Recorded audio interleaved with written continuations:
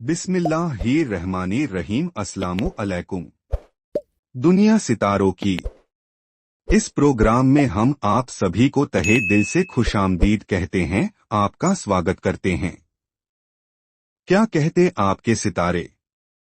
दोस्तों, ये personal year numbers की सीरीज चल रही है।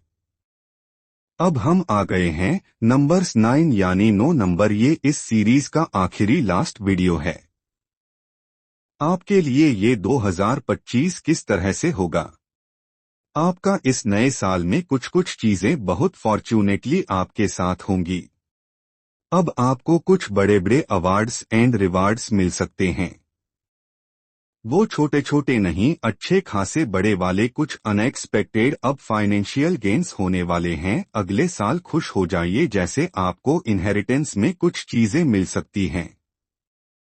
ये वीडियो भी आपकी लाइफ में इंपॉर्टेंट चेंजेज साबित हो सकती है। अब आप एक्सपेक्ट कर सकते हो ये आने वाले साल में इस वीडियो के थ्रू हम समझेंगे। आपको कुछ सजेशंस हमारी तरफ से बहुत स्ट्रांग आएंगे। अब आप में से वो लोग जो पहली बार ये वीडियो देख रहे हैं, जिन्हें पर्सनल ईयर नंबर निकालना नहीं आता है, उनको हम एक एग्जाम्पल दिए देते हैं। इसके लिए आपको अपनी योम पैदाइश, date of birth, month of birth, ये दो चीजें चाहिए। हम एक डेट ऑफ बर्थ है 12 नवंबर, तो ये 12 हो गया 1+2। अब नवंबर का हो गया 11, 1+1। अब इसके बाद हम अगला साल यानी 2025 को देखेंगे। उसमें सिर्फ हम 25 को जोड़ेंगे, जैसे 2+5। उसके बाद अगले साल का कैलेंडर खोलते हैं। अब हमारी बर्थडे आ रही है अगले साल वेंसडे को। वेंसडे का मतलब है 5। अब हम इसमें ऐड करेंगे 5 जब इन सब का टोटल करते हैं। जैसे इन सब का टोटल आता है 26th, यानी 26 2+6 8th, 8 नंबर। अब ये आपका पर्सनल ईयर नंबर बनता है। जैसे बहुत से सवाल ये भी आते हैं, हमें किसी ने ये बताया, किसी और ने कुछ बताया, उसने तो ऐसे बताया। किसी का कोई तरीका, किसी और का कोई और मेथड हो सकता है। जैसे पर्सनल ईयर नंबर निकालने का सबका अलग अलग तरीका हो सकता है। एक सवाल की प्रॉब्लम को हल करने में हम बहुत सारे तरीकों से उसे हल करते हैं। उसकी अलग अलग प्रोबेबिलिटीज होती हैं, अलग अलग सॉल्यूशंस होते हैं। अब सिमिलरली बहुत से लोगों का अपना तजुर्बा होता है, लेकिन ये हमारा 20 साल से ऊपर का तजुर्बा है जो हम आपसे शेयर करते हैं। अगर फिर भी आपको लगता है पता नहीं ठीक है या गलत है, ये काम क्यों नहीं करते, इसका मतलब अपनी कैलकुलेशन को भी ठीक से जांच लें, क्या वो ठीक है। दोस्तों, अब तीसरा कीवर्ड है कल्मिनेशन और चौथा कीवर्ड है रिलीजिंग या फिर एंडिंग्स। जैसे कुछ चीजें आपने जो 8 साल पहले एक चैप्टर स्टार्ट किया था, आपने अपनी लाइफ का, जो आपका प्रोफेशनल या पर्सनल हो सकता है, रिलेशनशिप का हो सकता है, इनमें से कोई भी एरिया हो सकता है। अब उसका द एंड है। इस साल में कुछ ऐसी चीजें जो शुरुआत हुई थीं, लेकिन जैसे कहते ना, वो उस प्लेस का या उस जगह का या उस साथी का या उस पर्टिकुलर इमोशन का या उस पर्टिकुलर रिलेशनशिप का। अब इस वक्त द एंड है वो चीजों का जो 8 साल पहले स्टार्ट हुई थी। अब आपको सोचना है कौन सी चीजें स्टार्ट हुई थी 8 साल पहले, या वो चैप्टर्स कौन से थे जो न्यू बिगनिंग के साथ स्टार्ट हुए थे। वो डेफिनेटली एंडिंग के कागार पे हैं।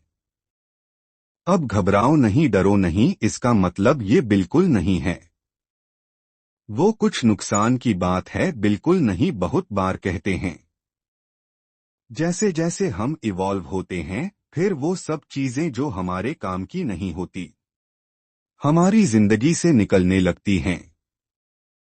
जैसे याद करो स्कूल के दिन, स्कूल के दोस्त।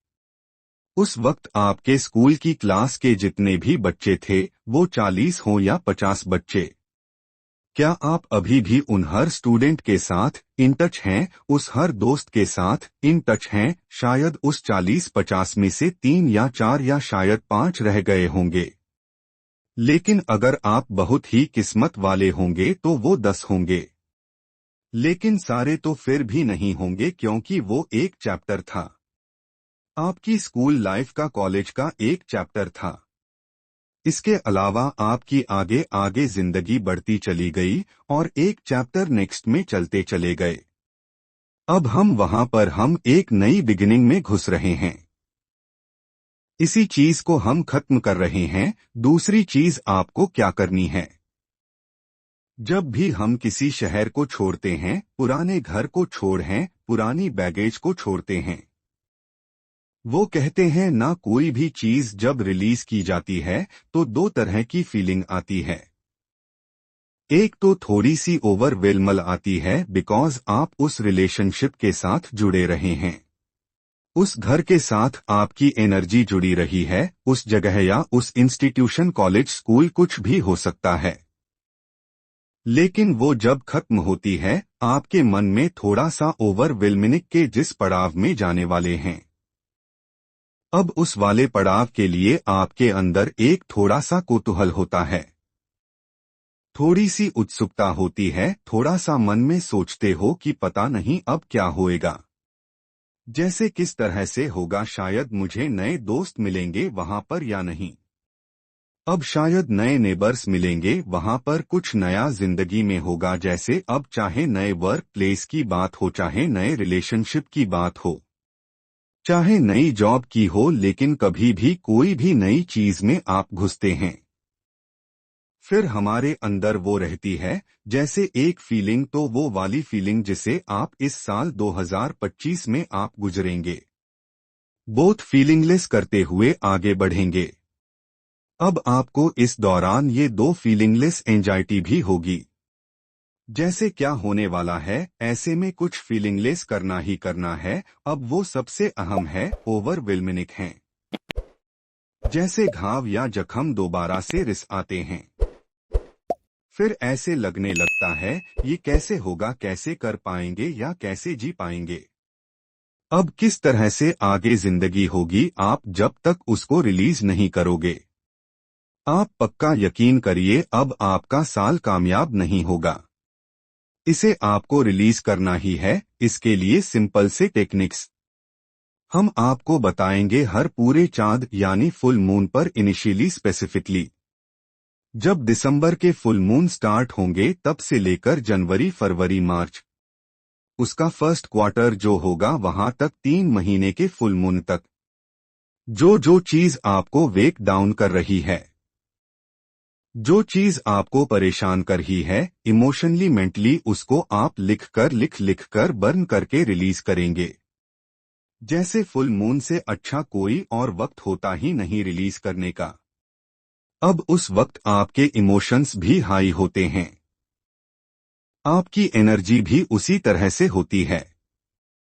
चांद चंद्रमा से तो आपको डेफिनेटली मदद मिली जाती है। अब आप ये जरूर करेंगे, अगला इम्पॉर्टेंट थिंग, आपको बैठकर इसी साल में लिस्ट बनानी है।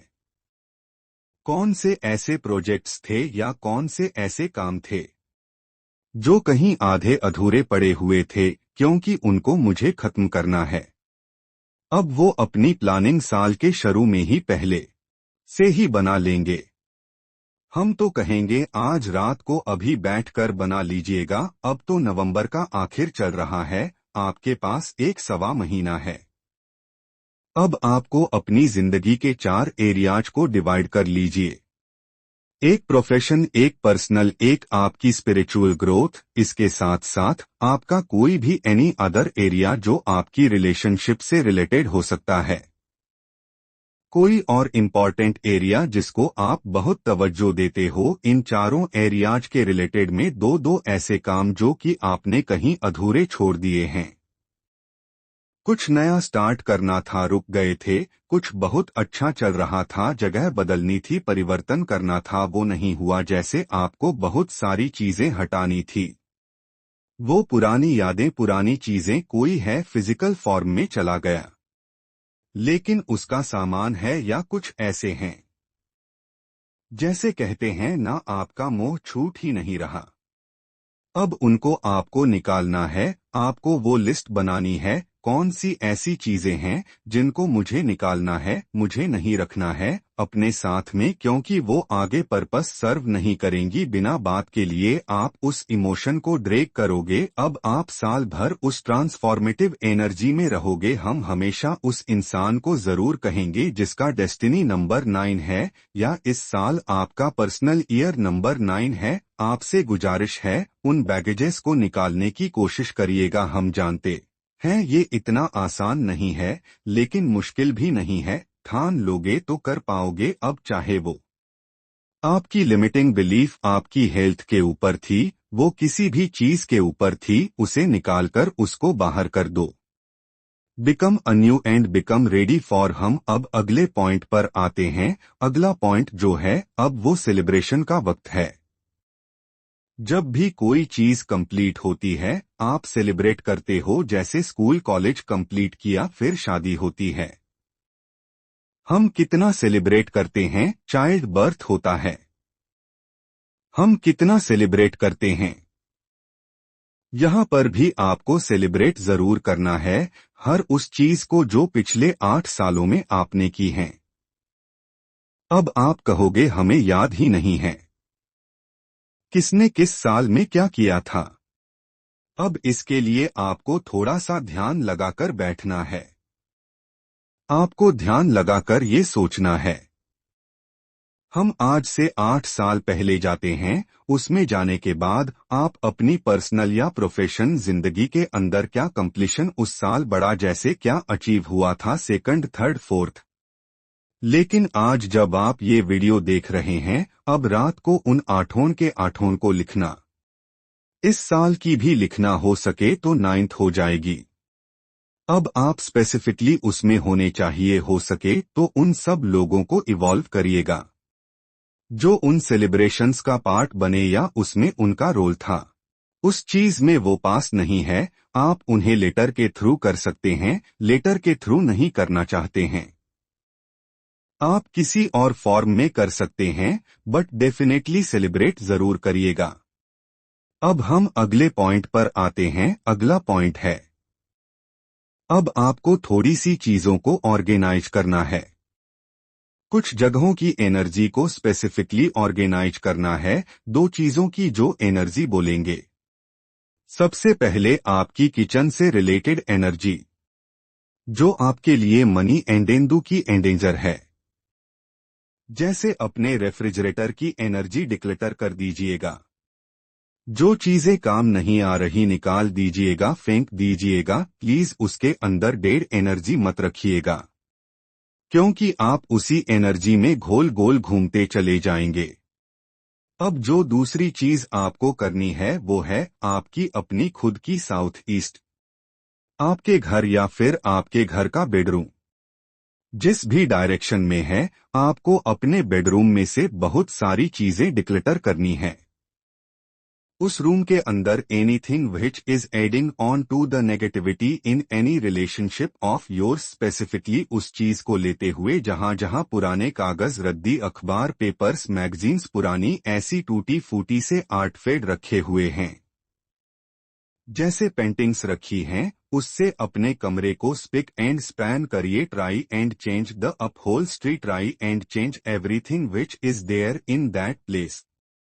क्योंकि आपका बहुत बड़ा सिग्निफिकेंट रिलेशनशिप के और दिल के साथ होता है। 9 नंबर मार्स की भी बात करता है, जिगरे की भी बात करता है, लाल रेड कलर की भी बात करता है, रिलेशनशिप की भी बात करता है, वो आपके अंदर कोहेसिवस की भी बात करता है। ऐसे में बहुत बहुत जरूरी है आप अपने बेडरूम की एनर्जी को वापस से रवा कर दें। अब इसे बहुत नीट कर दें। इस साल कुछ कुछ चीजें बहुत फॉर्चूनेटली आपके साथ होंगी। आपको कुछ बड़े बड़े अवार्ड्स और रिवार्ड्स मिल सकते हैं, छोटे छोटे नहीं, अच्छे खासे बड़े वाले अवार्ड, जिससे आपको पब्लिक में एक्नॉलेजमेंट मिल सकती है। अब बहुत से लोग आपकी और ज्यादा बढ़ सकते हैं जो आपको पसंद करते हैं। अब आपके साथ बहुत सारे लोग जुड़ जाएंगे जो बहुत सारी चीजों के लिए कहेंगे। आप वाकई में कुछ काम कर रहे हैं। अब लगे हाथ हम आपको एक सजेशन भी दे देते हैं। आप सोसाइटी के लिए कुछ ना कुछ करते रहिएगा। जितना ज्यादा आने वाले साल में आप दूसरों के लिए करेंगे। जैसे कहते हैं ना, your aura your energy your चर्चा गुड वाली चर्चा, हैप्पी वाली चर्चा और ज्यादा होगी, because that will be totally dependent on how much you are doing for others. दोस्तों 9 नंबर ह्यूमैनिटी का है, तभी कहते हैं 9 को 9 से मल्टीप्लाई करो 9 ही आता है। अब आपको इस तरह से रच बस जाना है। दूसरों के लिए कुछ ना कुछ करना है। अब जरूरी नहीं है आप दिखावा करें, जैसे बहुत सारे सोशल मीडिया प्लेटफॉर्म्स पर जाकर हमने ये किया वो किया, लेकिन जितना करते रहेंगे उतना आपके लिए अच्छा रहेगा। अब हम अगले पॉइंट पर आएं, उससे पहले हम आपको बता देते हैं। इसके लिए एक काम जरूर करिएगा, कार्नेलियन को अपने पास जरूर ले आइएगा। इस आने वाले साल में अगर आपका डेस्टिनी नंबर 9 बन रहा है, बिकॉज वो आपको वापस से उसी एरिया की तरफ अटेंशन डाइवर्ट करवाता रहेगा। वो ये कहता रहेगा ये गोल है, इसको अचीव करना है। वो बार बार आपको आपके लेजी वाले जोन से कंफर्ट जोन से पुश करके बोलेगा अब चल भाई काम पर लग जाओ। आप किसी भी फॉर्म में कार्नेलियन को अपने साथ यूज कर सकते हैं। अब 2-3 चीजें हैं जिनका ध्यान रखना है। कुछ तो हमने साथ के साथ ही आपको बता दी है, लेकिन इसके साथ साथ सबसे इम्पॉर्टेंट चीज ट्रस्ट नहीं खोना। अगर आपको ट्रस्ट इश्यूज हैं, अगर आपको और ज्यादा है या अगले साल ज्यादा हो जाए, हर बार ये सोच लीजिएगा जहां ट्रस्ट इश्यूज हो वो जरूर सोच लीजिएगा why did this happen in my life, why did this person come in my life. First of all, या फिर why did such a thing happen in my life. अब उसके पीछे वजह क्या थी, वो वजह को सोचने की कोशिश करिएगा। ट्रस्ट इश्यूज को बाहर निकालना ही होगा। दूसरी इम्पॉर्टेंट चीज, इस साल में जितना ज्यादा खुद से जुड़ोगे, जितना ज्यादा मेडिटेशन से जुड़ोगे, जितना ज्यादा स्पिरिचुअल प्रैक्टिस से जुड़ोगे, जितना ज्यादा नेचर से जुड़ोगे, जितना ज्यादा अपने अंदर झांकोगे, मैं इंसान क्या हूं, जैसे अल्लाह ताला ईश्वर ने आपको तोहफे में ये दुनिया दी है। अब इस दुनिया पर या तो बैठे बैठे पत्थर मारो, या अब इस दुनिया में देखो सब कुछ कितना खूबसूरत है। अब आप उसका मजा भी लो और अच्छी सी फील भी लो। उसके लिए आपको अल्लाह ताला ईश्वर का शुक्रगुजार होना चाहिए। अब आपको कुरान की तिलावत, नमाज की पाबंदी या अपने मजहब के मुताबिक दुआ या प्रार्थना जरूर करनी चाहिए। फिर आप देखेंगे आपकी जिंदगी में यकीन मानो बहुत बड़े बड़े चेंजेज होंगे। Last but not the least, जहां भी गर्म मिजाजी आ जाए, जैसे ईगो बोलने लगे किसी काम की वजह से, किसी बात की वजह से, अब आप अपने आप को सरेंडर मोड पर ले आएगा। क्योंकि हो सकता है ये ईगो आपको गुमराह करे और उसकी बदौलत जो आपकी फायरी एनर्जी है, वो मार्स वाली एनर्जी, वो अगेन बढ़ चढ़कर बोलने लगे। फिर आप परेशान हो जाएं। इस साल आने वाले वक्त में कौन से क्रिस्टल्स है जो आपको मदद हेल्प करेंगे? सबसे पहला है क्लियर्क्स मास्टर मैनिफेस्टर मास्टर, जो हीलर का काम करता है। आपके लिए बहुत बहुत अच्छा रहेगा। कार्नेलियन हम ऑलरेडी कह चुके हैं, अब आपको अपने गोल्स के लिए यूज करना है, उसको बहुत अच्छे से यूज करना है। इसके अलावा एक्वा मरीन को आपको यूज करना है। कब कब यूज करना है? अराउंड फुल मून या न्यू मून टाइम पर, बिना सोचे बिना झिझक के आप इसको पहनेंगे। Last but not the least, rhodochrosite को, जिससे लेट गो उस रिलेशनशिप को कर पाएं जो आपको बिना बात के लिए अभी भी इरिटेट कर रहा है, चाहे वन पर ही कर रहा हो। लेकिन अगर आप फिर भी रोडोक्रोसाइड पहन रहे हैं, फिर बिलीव यू मी इजी हो जाएगा आपके लिए लेट गो करना। अब वो चाहे कितना ही डिफिकल्ट टास्क क्यों ना हो। दोस्तों ये हो गई आप सब लोगों के लिए नंबर 9 वाली वीडियो। अब नंबर 9 वाली वीडियो के साथ साथ अब हम इस सीरीज को यहीं खत्म करते हैं। आपको नेक्स्ट सीरीज कौन सी चाहिए? हमें आप कमेंट करके बता दीजिएगा। आप किसी भी मजहब या धर्म से ताल्लुक रखते हों, आपसे गुजारिश है उसके मुताबिक दुआ या प्रार्थना जरूर करें और घर से निकलते वक्त किसी भी जरूरतमंद को कुछ पैसा जरूर दिया करें। अगर मौका लगे तो किसी गरीब को खाना खिलाएं। आप देखेंगे कि आपकी जिंदगी की रफ्तार बेहतर होती चली जाएगी। आपका बहुत बहुत शुक्रिया। इजाजत दीजिए। आपकी खिदमत में दोबारा हाजिर होंगे। अपनी दुआओं में हमें और हमारी टीम को जरूर याद रखिएगा। चैनल को सब्सक्राइब करना मत भूलिए। आपकी सब्सक्रिप्शन हमारे हौसले की वजह बनती है। अगले हफ्ते तक के लिए अल्लाह हाफिज।